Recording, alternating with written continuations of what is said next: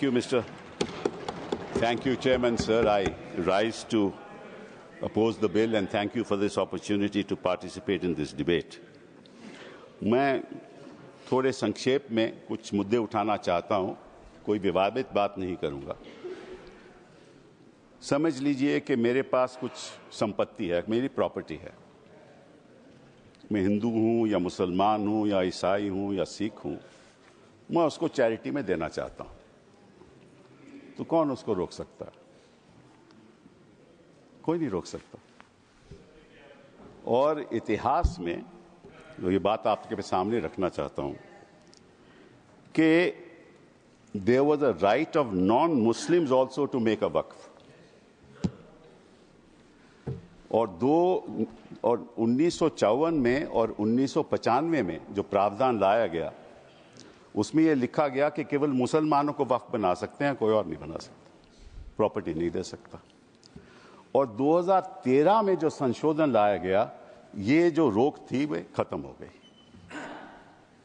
अब ये जो 2024 का अभी कानून बना है, उसमें वापस ये कहा गया कि केवल मुसलमान ही वक्फ दे सकते हैं।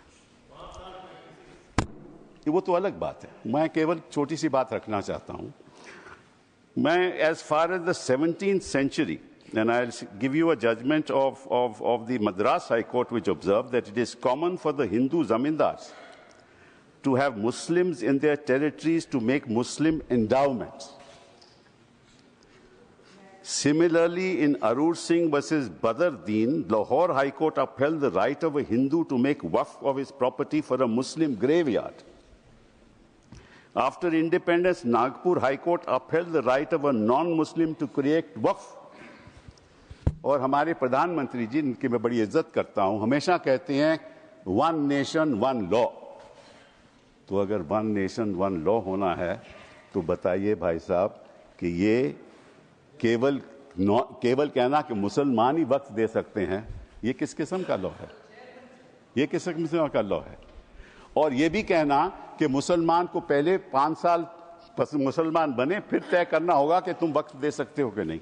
अरे भाई, प्रॉपर्टी मेरी, मालकियत मेरी, चैरिटी में मैं देना चाहता हूं, आप कौन होते हो कहने को नहीं दे सकते?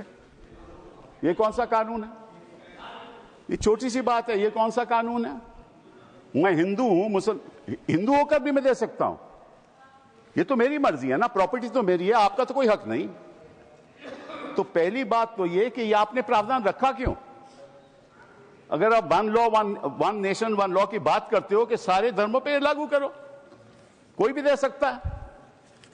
पहली बात ये।